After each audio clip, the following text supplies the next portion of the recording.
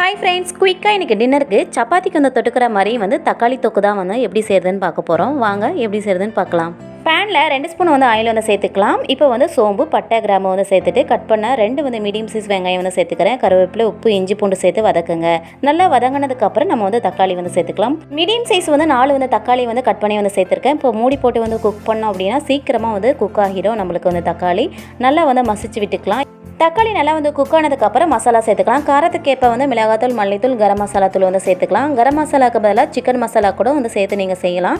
Taste சூப்பராக இருக்கும். இப்போ வந்து மசாலா குக் ஆகிற அளவு மட்டும் கொஞ்சமாக வந்து தண்ணி சேர்த்து ஒரு 2 நிமிஷம் வந்து நம்ம வந்து குக் பண்ணிக்கலாம். மசாலா நல்லா வந்து குக் ஆகி வந்து ரெடி ஆயிடுச்சுங்க. இப்போ ஃபைனலாக நம்ம வந்து கொத்தமல்லி தூவி இறக்கிட்டோம் அப்படின்னா ஒரு காரசாரமான தக்காளி தொக்கு வந்து ரெடி ஆயிடும். சப்பாத்திக்கு சூப்பராக இருக்கும். இந்த குவான்டிட்டி ஒரு 4 பேர் வந்து சாப்பிட்லாம். அந்த அளவுக்கு வந்து இந்த குவான்டிட்டி வந்து இருக்கும். இதே மாதிரி நீங்களும் ட்ரை பண்ணுங்கள். மறக்காமல் என்னோட சேனலுக்கு சப்போர்ட் பண்ணுங்கள், லைக் பண்ணுங்கள், ஷேர் பண்ணுங்கள்.